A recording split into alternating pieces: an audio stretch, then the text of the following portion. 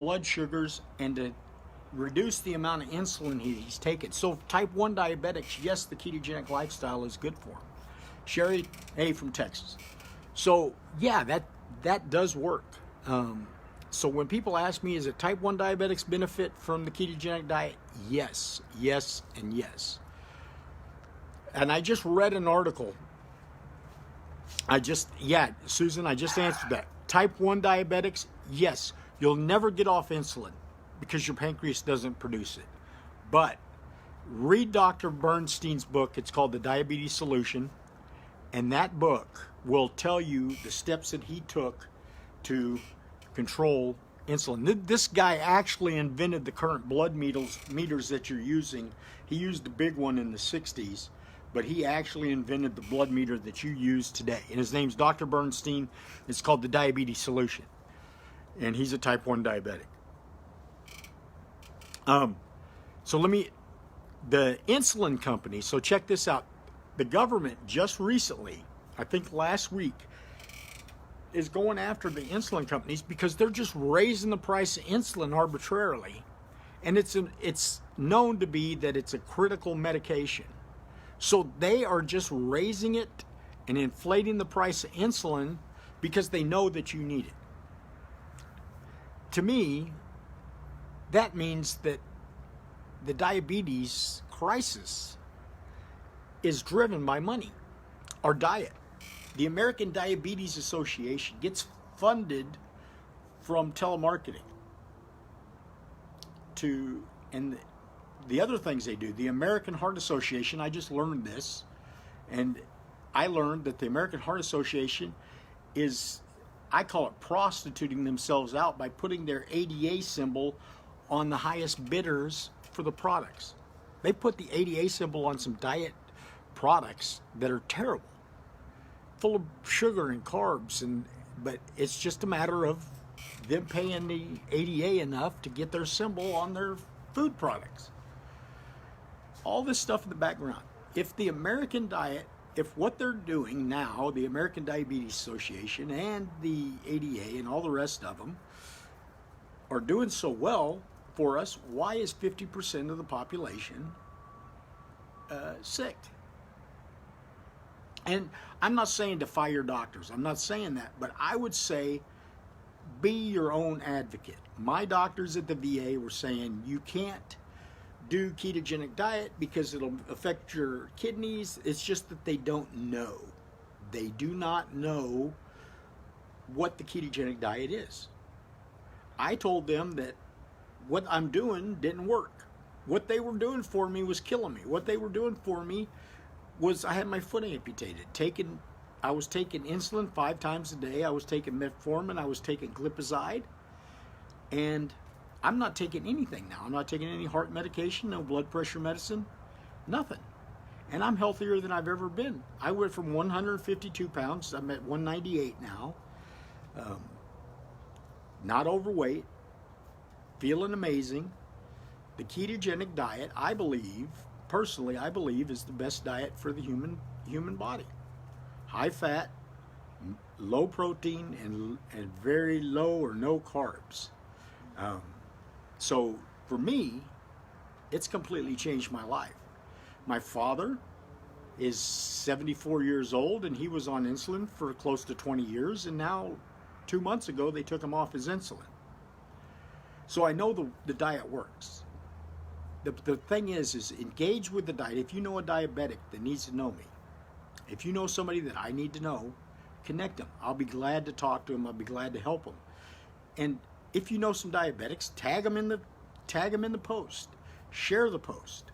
Because I don't want to watch another person die from a preventable disease. It's a dietary disease that is being treated with medication. Period. It's a dietary disease. If you eat too much sugar and carbs over a lifetime, what happens is those carbs grow. It may not happen the first year. It may take 10 years. It may take 20 years. That's why I didn't know that I had type 2 diabetes until I was 35. It had taken that long for my system to get this extreme fatty liver and pancreas that wasn't producing enough insulin naturally. Because I just abused my body abused my body. And unfortunately, I didn't learn my lesson because I kept going to the doctor, and then I had diabetic ulcers, and they amputated my foot, which I know now, if I'd have just engaged in the ketogenic diet, I wouldn't have had to lose my foot. The people that are in the hospital, if they engage in the ketogenic diet, they wouldn't have kidney failure and all the other things that a dietary disease causes. And educate yourself. Don't take my word for it. Become your own advocate. Don't blindly take what the doctors are telling you because that's what they're taught. And every medical school is funded by Big Pharma. Do you think there's an agenda? Become your own advocate. Ask why. Why can't I do that? Look at the science. Intermittent fasting is another amazing thing. Hippocrates talked about intermittent fasting, that why would you feed a sickness when you're sick? Fasting is the best medicine. He's the father of medicine, and he talked about fasting. Intermittent fasting is a powerful tool. It allows you to deplete the sugar stores that you have in your body to normalize your insulin and your blood sugar. You know, it is a hard lesson to learn, but I'm so grateful that I lost my foot because I can help lots of people. I watched, and I'm going to share this with you, I watched two of my uncles. My dad's cousin, I loved him a lot. He was one of my favorite uncles. And he got an infection in his foot that his kidney shut down, and he had to have something on his side to collect his waste products, and it broke in the shower, and he had a sore on his foot that had got infected in his leg, and they amputated his leg, and a week later he was dead. My dad's brother, my Uncle Alan, who I was a kid, worshiped that guy. He was so kind and loving. I watched that man die of a blood infection because they wouldn't let him amputate his leg. So that is all preventable. All of it was preventable. Everything that happened to me was preventable. But don't wait until it's too late. If you know somebody that's had an amputation and that are at home, or any bad diabetic problem, you know, if you're walking and you're not in the it's not too late. You could change the way you eat. The body is an amazing thing. It'll be able to heal. But don't wait until your kidneys are gone and you're having heart attacks and problems. I mean, please, if you know somebody that's getting close to that situation, share the video. If you'd like to follow me, follow me. I'm going to be doing more. I'm really excited about all the people that I'm helping, that I'm able to help. With INR Prather, Texas Keto Couple, we came together and we started a group. It's called First Steps to Keto 30-Day Intermittent Fasting Challenge. And what we're doing is we're giving you a meal plan, we're giving you a fasting guide, we're explaining the macros, all the first steps to understand what the ketogenic, thanks for sharing that, Glenda, I appreciate it. All the first steps to keto is what we're sharing, how to do it. I don't know what to do. Clean out your, then we say clean out your closet. We say do this. Here's the basic meal plan. Ease into it. The first week we don't do the fasting. Second week on we start fasting. And intermittent fasting is nothing more than eating in an 8-hour window and fasting for 16 hours. That's it. It's pretty simple stuff. But people don't know. We teach you how to use the apps. We teach you about products that we use. We teach you everything you need to know so you could start your ketogenic diet and your ketogenic journey. We don't cover everything. We're not all encompassing, but we teach you the first steps to keto. That's it. Hey, Andrew, what's up, buddy? My friend Andrew. So the other thing that I got going on at the house, I've been really, it's been difficult. My wife has MS, and we're having some things going on right now. We don't do pity or any of that, but we're addressing those things, and we're going to get through it. But in the meantime, I haven't done any lives in a while because, well, it's been tough. And I've been doing the First Steps to Keto group, and I've been helping a lot of people there too. But I want to let you know that I'm still helping others defeat the symptoms of diabetes utilizing the ketogenic diet. I'm Old Man Keto, and it's a name that just resonates with people. Hey, Andrew. My life is great. I love, thanks for the thoughts and the prayers to my wife. We're doing some stuff that is going to help. And I haven't done my cooking show in a while, and I'm really looking forward to doing a show with a hack I got. I love the Instapot. For you Instapot fans out there, if you don't have one, go to Amazon and buy one. It's not that expensive, and they work great. So I got my wife showed me a way to take a steak from the freezer and cook it within 4 to 7 minutes, depending on how thick the steak is, that it comes out perfect medium rare. And I'm going to do ribs today in the Instapot. I'm excited about that. Going to let them cook. My wife's name is Tammy. Thanks a lot, Glenda. Appreciate it. Yeah, Tammy Withers. Absolutely. No, I'm doing what I can to help people. That's all that I'm doing, because you don't know what you don't know, right? You don't know what you don't know. Because I can tell you right now that the doctors, that there's a lot of misinformation out there. I heard, Tammy, good morning. I heard from somebody that said, yeah, they've proven the ketogenic diet is dangerous after 5 years. Don't do it for the long time. And I heard a nutritionist say that on Good Morning America. And I know a guy that's ate meat for 20 years. That's all he eats. He doesn't eat any vegetables. He's 55 years old, and he looks like he's 30. He has no disease, no problems. He doesn't do carbs at all. He doesn't do vegetables at all. He eats meat, red meat. And he looks amazing. And he's muscular, and he runs, and this guy is great. A good friend of mine. I know other guys that have been engaging, my one friend Tyler has been engaging in the ketogenic diet for 24 years. And he's one of the healthiest guys I know. He looks like Mr. America. So there's a lot of myths out there about what the ketogenic diet is, what it isn't, how to do it. It's the way you were designed. If we weren't designed to eat meat and fish and high fat, why does every native population, the American Indians, never had heart disease? The Aborigines never had heart disease, never had cancer, never had type 2 diabetes until they were introduced to the Western diets. Now it's decimating the reservations. It is, because they're not at their natural diet, where they would feed on, like the Inuit Indians never had diabetes or heart disease or any of those problems until they engaged in the Western diet. Processed food, grains, wheat, flour.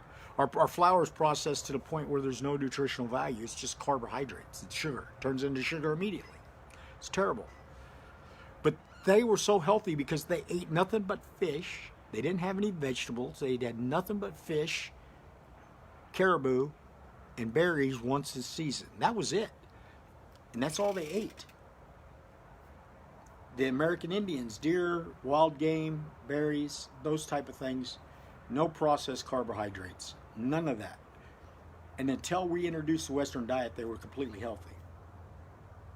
So if that's not the way, and we are designed not to eat all the time. Hey, Julie, we're designed not to eat all the time, because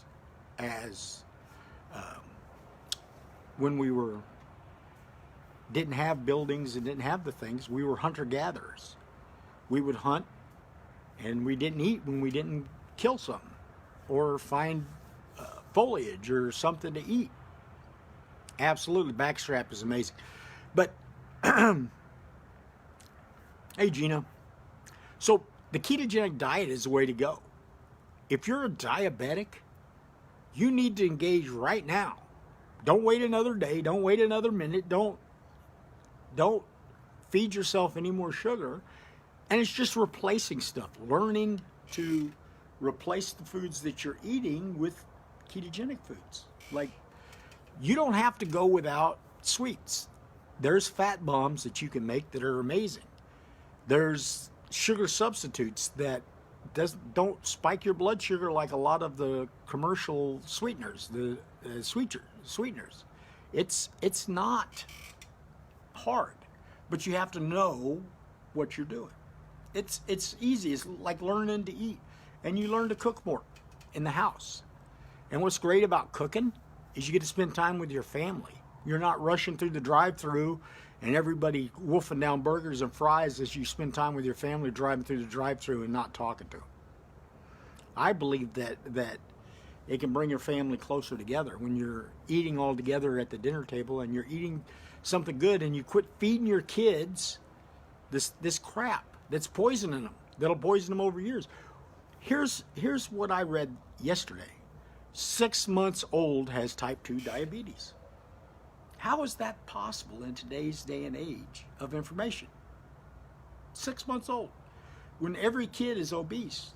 When I was a kid, you didn't go to Walmart or Target or any of the other stores and see all these people on scooters. The Western diet is killing you. It's killing you. It almost killed me. Carbs, sugars, processed foods. And they put high fructose corn syrup in every single product nowadays, it seems like. And the reason I say that is they have 56 different names for sugar. Why is that? Why is that? It's a deception. Because they know that people are looking for that. High fructose corn syrup, here's how dangerous it is. High fructose corn syrup absorbs in your body like sugar, but it metabolizes in your liver like alcohol. Meaning that you will have, alcoholics have a fatty liver. Hey Shane, what's going on, bud? Alcohol causes fatty liver. That's what causes liver disease. So, exactly. So, what that means is you get 37% more fatty liver, which causes type 2 diabetes, insulin resistance, by eating stuff that has high fructose corn syrup in it. We would be much better off if they just put sugar in there. But there's a reason why that we have high fructose corn syrup in everywhere. It's because they want to subsidize the corn industry, the food industry, the grain industry for higher production. It's the only crop that they lose money on every single year to produce high fructose corn syrup. And that they get subsidies to produce it, to produce the corn that produces high fructose corn syrup. I think there's an agenda.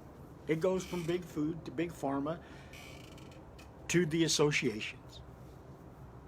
And it's a moneymaker. Insulin went up 35% in cost. Insulin alone, the sale of insulin in the United States is United States only, $35 billion a year industry. $35 billion. And the government is now investigating the insulin manufacturers, there's 3 of them, because they're jacking up the prices. They are making it so that they benefit because they know it's a required medication for type 1 diabetics, and for type 2 they use it to control blood sugars, and they're just arbitrarily raising prices. That's like if you have cancer, we're going to increase the cost of the cancer drugs. Awesome. Glenda, thank you for sharing that. I've heard it over and over and over. People getting off their medications. People getting off that they had a fatty liver, that they had this, that, and the other. And that is so cool when I see those things. But here's the thing. I see more of the people texting me with their relatives that are getting amputated, that are in the hospital because their liver shut down, or their kidneys. I got a text from a young man that was only 25 years old that he's having heart failure, liver failure, kidney failure, just on and on and on. When it gets to that point,